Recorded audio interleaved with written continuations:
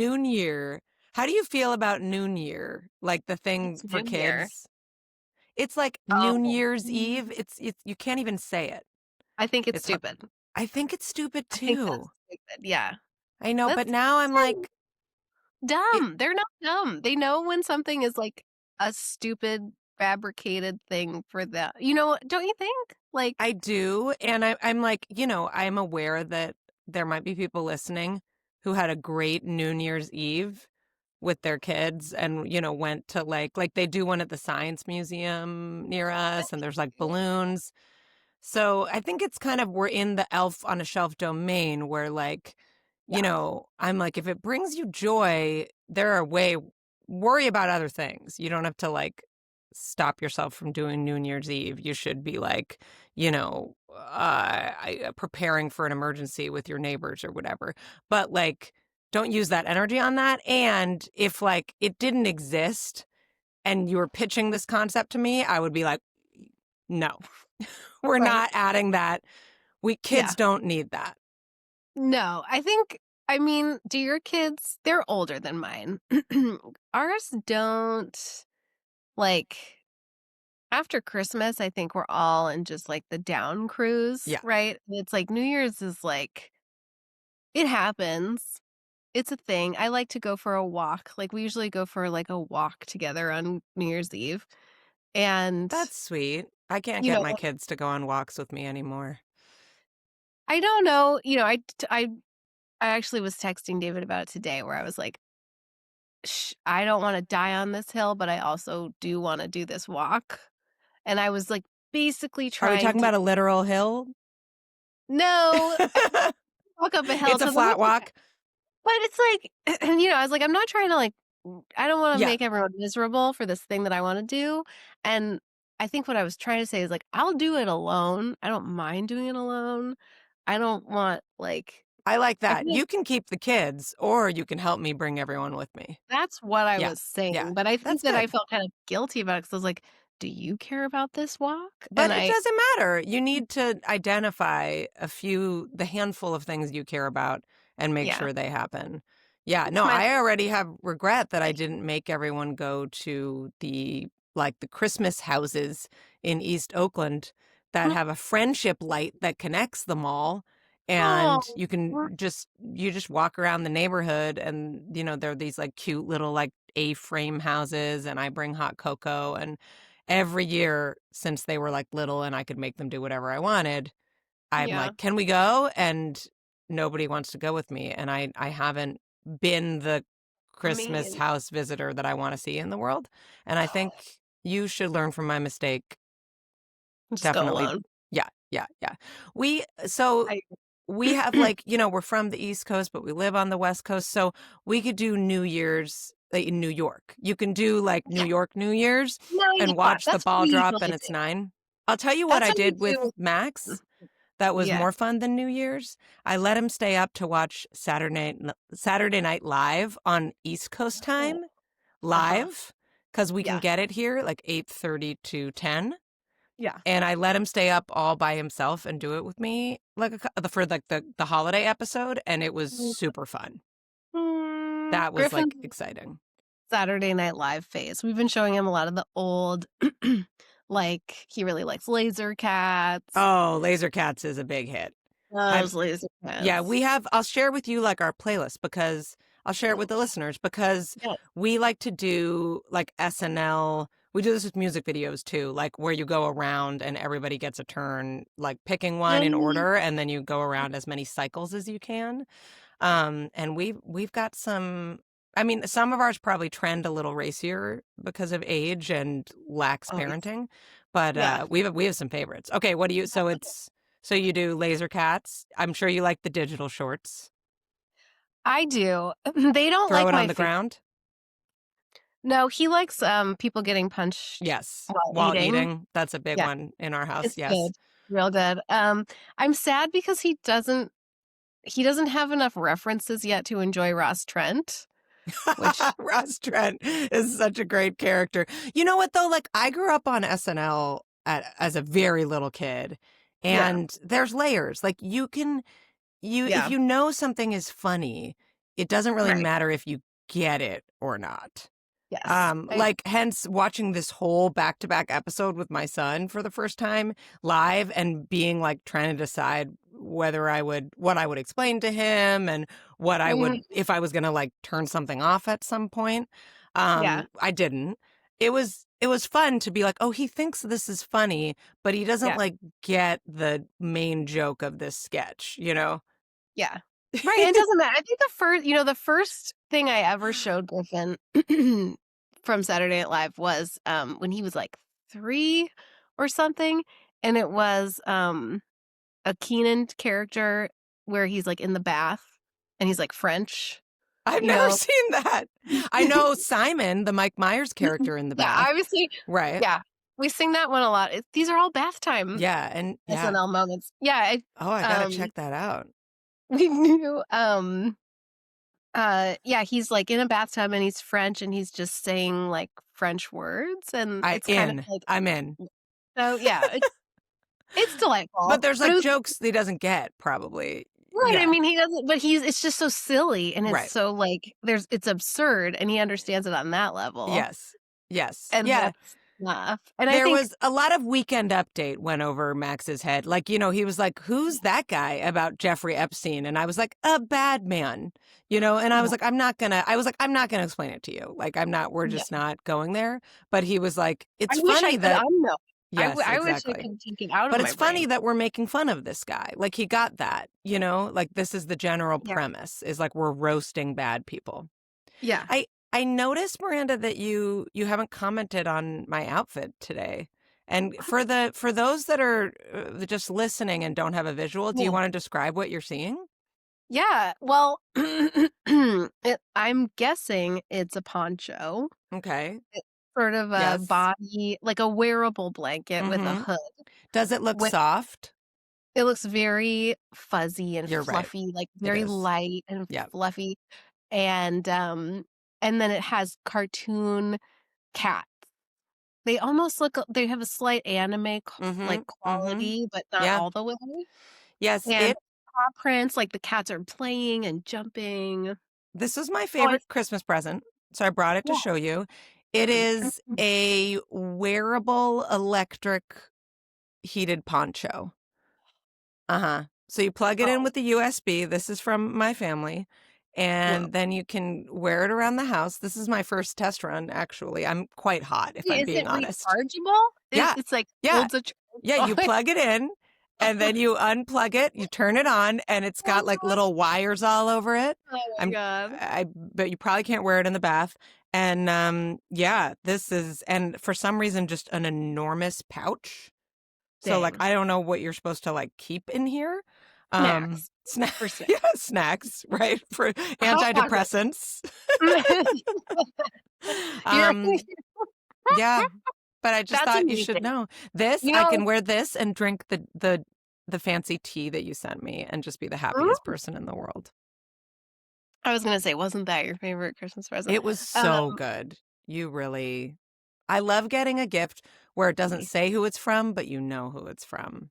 And I It's knew that my kinda fancy Stephen Smith Portland teas came from Miranda yeah. Rake. Well, it's funny, like, I didn't even register your outfit because we are in we are recording this in the dead week between Christmas and when they go back to school. Mhm, And mhm. so kinda I feel like all social norms are That's true. out the window, right? Like, That's you're like, true. "What time of day is it? What day is it? What Is day of the this week?" even a day? I don't even know, Yeah, like, I how know. long and the sun goes down early, so you're like, "What's happening?" I Like, the know. sun sets here at, like, 4:20. And the kids are losing their minds, and, like, play dates and plans kind of move around and slide off, and people are like, "The kids are in garbage moods, like, should Yeah. we get together anyway?" Or, like, it's all kinda Yep. like Yeah, I have this one kid at a town camp right now, city-run camp, $90 for 3 days, baby. She said I was like, "Did you have fun?" She's like, "Not really." I was like, "Great." And the dang. older one is kind of, I think he's at the movies with his dad.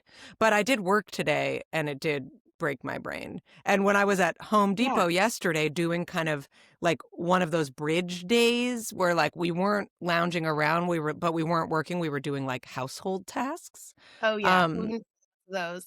I asked the woman helping me how her day was going, and she was like, I don't know. This is my first day back. I don't even. And I was like, yeah, I feel Yeah. Well, you. same. I worked today. I tried to work. I was like, I had out 4 hours. I was gonna do, like, most of a week's worth of work in 4 hours. Jesus. This is what I thought, right? And then I just stared at the blinking cursor for, like, 3 hours. Yeah. Yeah. Then I had told my mom that I would be at this coffee shop, so she dropped by and, like, we hung out, and then I came home and hopped on. Yeah. Yeah, I don't So wanna work, I just wanna hang out with my mom in my poncho. Um, exactly. well, you know what? I have been very productive over break Tell me. because I have been averaging about a movie a day, and I know you wanna talk about, like, the year in movies. I'm racing towards my goal. You should say in mom. It was a year for It was a parents. year.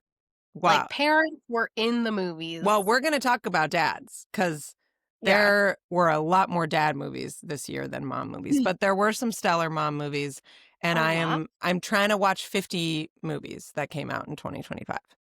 Like, just Total, through the this year. day or just you're just trying 50 to? total. I'm at 36.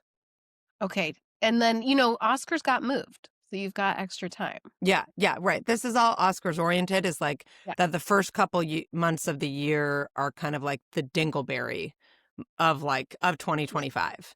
So Yeah. you can still kind of be grandfathered in I think to that's the year before. Yeah, yeah, yeah. So I have a little bit of time. Yeah, that's what they say. That's what they call it. That's what the we're in Academy calls it. January. Is that what Yeah, the Academy said when they moved the date to yeah. April? They were As like, long "We as you need get the a dingleberry. longer." Mm-hmm. Like, it was a big year, we need a longer dingleberry. Yes, it's got to dangle real low Dingle so that we can dangle. collect all of Yeah. these nasty films. Um, Alright, so what was let's do moms first, yeah, if it's I I've, mean I'm I'm gonna pull up my letterboxed and I will link it oh, in the show notes because I for the first year I actually did this. Um, I was okay, so top of my mind is inspired. Die My Love, because that was Big mom movie. Yeah, big mom movie. If, like I have you read the book? I have not read the book. I have not read the book either. So we saw it with fresh Mm-hmm. brains. Mm-hmm. Um, Yeah, Die My Love like mom movie. yeah. Freakier Friday. Oh, The right. Roses is a mom movie. That's news to Um, me. I'm excited to yeah, hear that. And now yeah. I got Uh-huh. even more than I did before. There's a couple movies that aren't primarily mom movies, and my talking about it would probably spoil them for people, so I won't get too into it. But and then, of course, If I Had Legs, I'd Kick You, which was my favorite movie of the year, hands down, which was also perhaps, tied with the Michelle Pfeiffer holiday movie. What is it? Like Jingle All the Oh, Way, or what's it uh, called?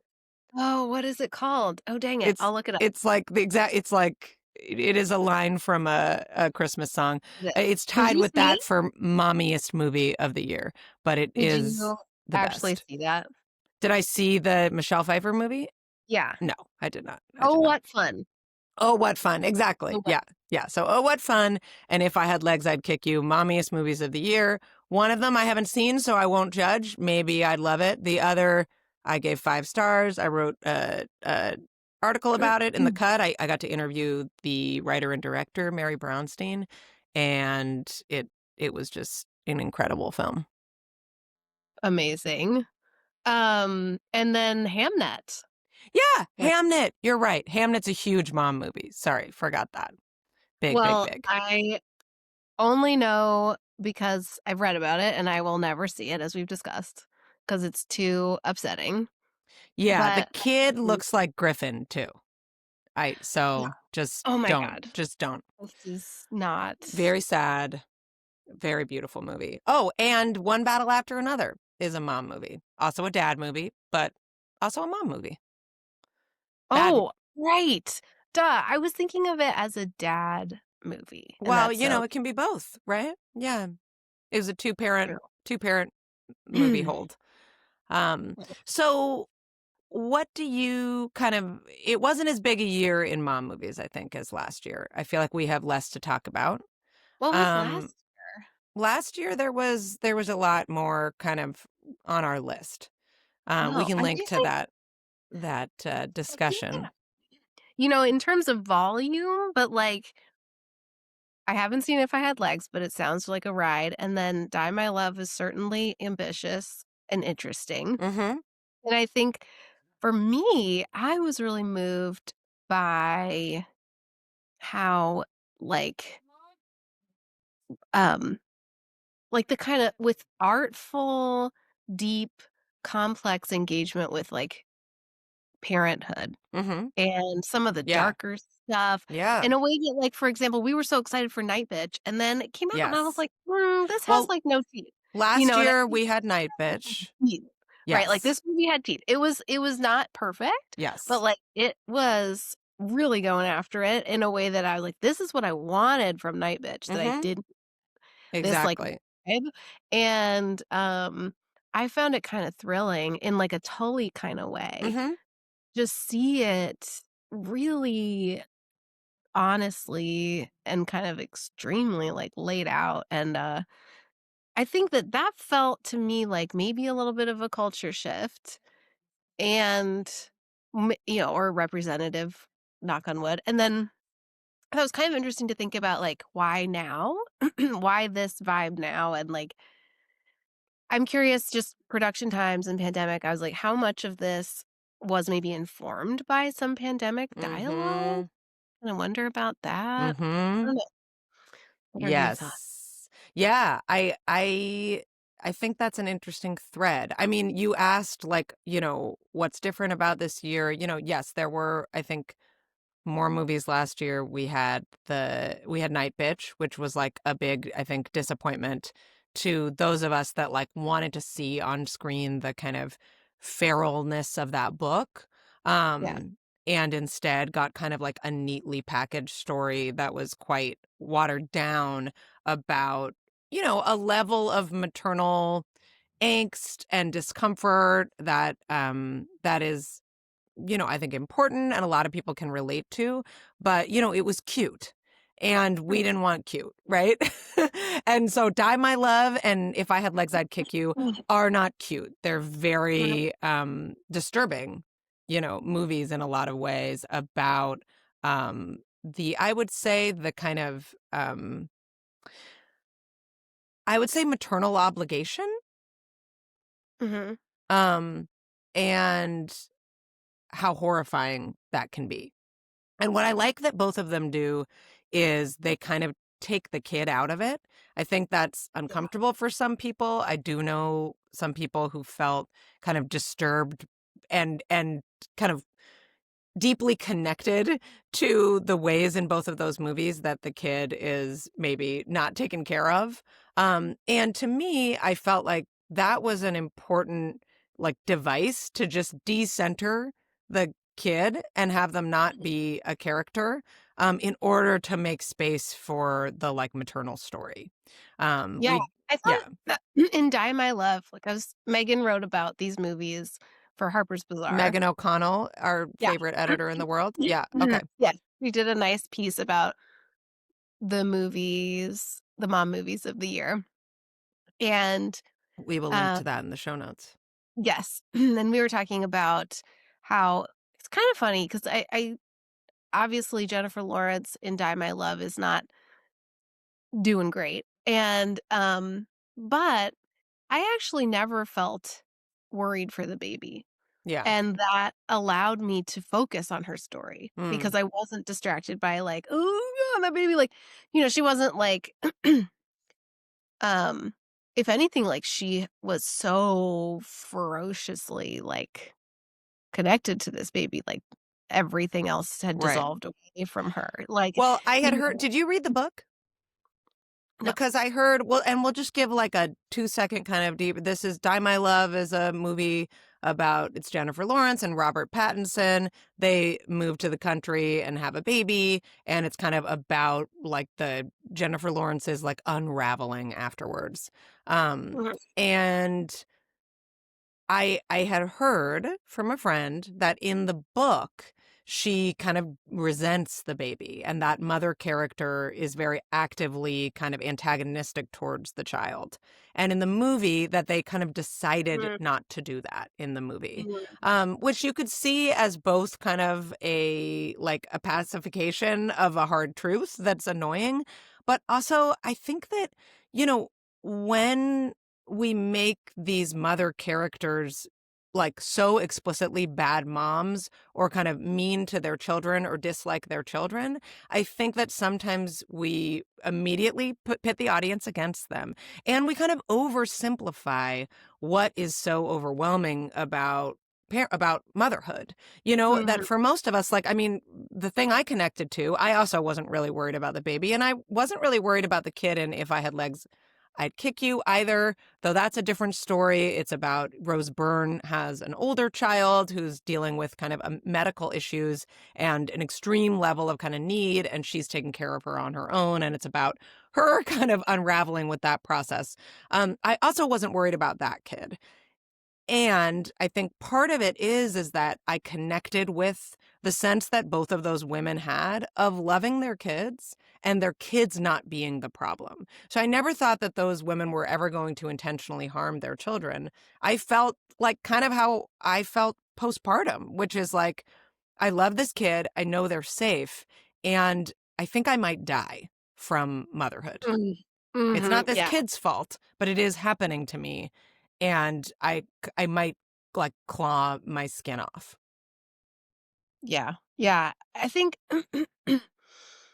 it's I wonder if like you want well, Jennifer Lawrence, at least in that movie, it's like you kind of want her to be maybe they wanted her to be like kind of broadly relatable to, you know, I don't know that relatability, I guess, was a huge factor in that movie, but I found her to be quite relatable, even though it was kind of an extreme telling, um, and I guess maybe it's easier to look at this person as a reflection of yourself if you feel reassured that she loves her baby, Yeah, yeah. Right, you which we know? could unpack, like, is that a problem? Is that a problem that we can't show a mom? We have to be like, "Don't worry, she loves the baby." Mhm. And still some people saw these films and didn't believe that and kind of couldn't get over that, I think. Um that that is such a fast track to alienation from a to a woman, right? Is the idea that she might not love her kid or might not take care of them. So did we Mhm. need that in order to relate to these characters? Right. I don't know. Um, it's like yeah. I don't know, I mean, it's complicated. I think that, um, what I appreciated about at least Die My Love, which is the one that I've seen, I haven't seen If I Had Legs, I don't know if I've explicitly said that, but, It's your that only flaw. it's my only Yeah. flaw, that, you know, I just think that it is kinda like a pivot, like, it was cool to see, like, really an artist, like, the director, is really this, like, um, kind of artistic visionary kind of director, Lynn and, like Ramsey, yeah. yeah, and it was really cool to see, like, serious art get big famous people, like, clearly some budget and wide release and, like, get this kind of weird motherhood story get really taken seriously and told in a serious way. Like, even I guess it's, like, not that I'm not willing to criticize it, but I think I just came away from it feeling, like, so glad it exists. Yeah. Yeah, I think that's a good description. I didn't think that was like a 100% as successful a movie as like If I Had Legs, Mhm.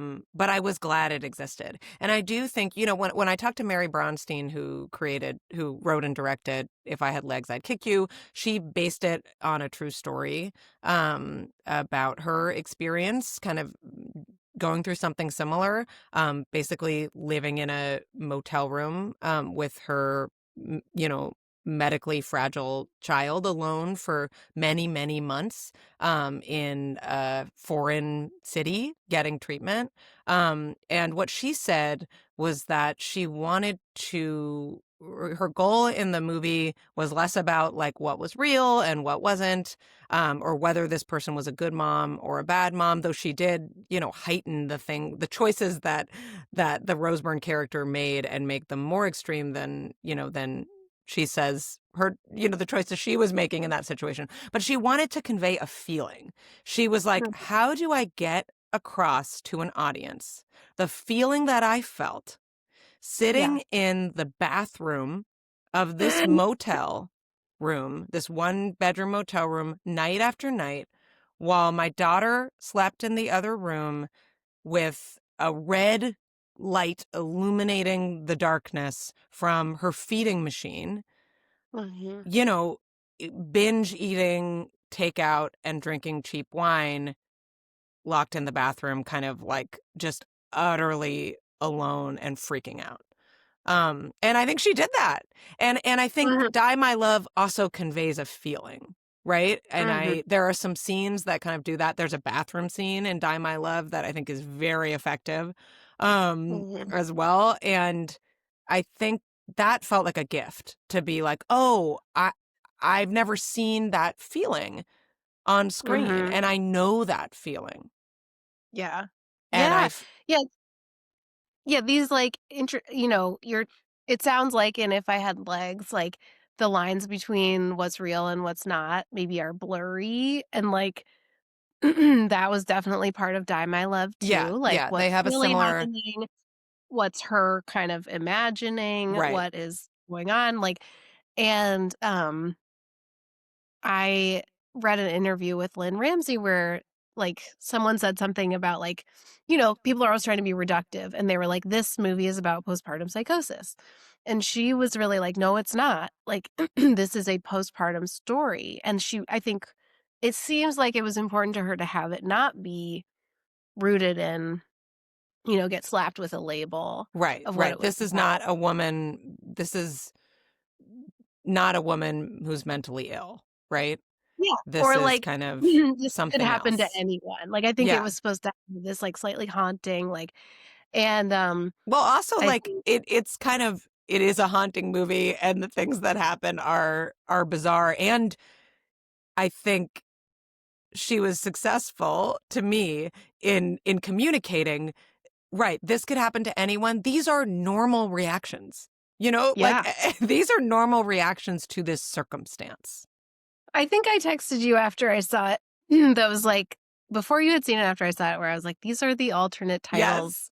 that I would give this movie." And, like, there were and I think that that was my, like for me, it was, like, the place that I put the things that I saw that were kind of almost distracting or flawed or took away from the, like, this could happen to anyone of it, where it was like, urban couple moves into isolated farmhouse because it's free, and you're like, "Well, that's, like, gonna be your first You problem, right?" And never then it's move to the isolated just don't farmhouse. take the free house, and then, there's a lot of drinking, which, you know, that's not not a great, like, fuel for the fire, but Yeah, yeah, well, to and go back to your point too, I think that that did feel pandemic-y to me. And I Mhm. do think whether it's like actual stories that came out of the pandemic or just that feeling of like suffocation. I mean, I Yeah. started writing about parenting in the pandemic because I felt like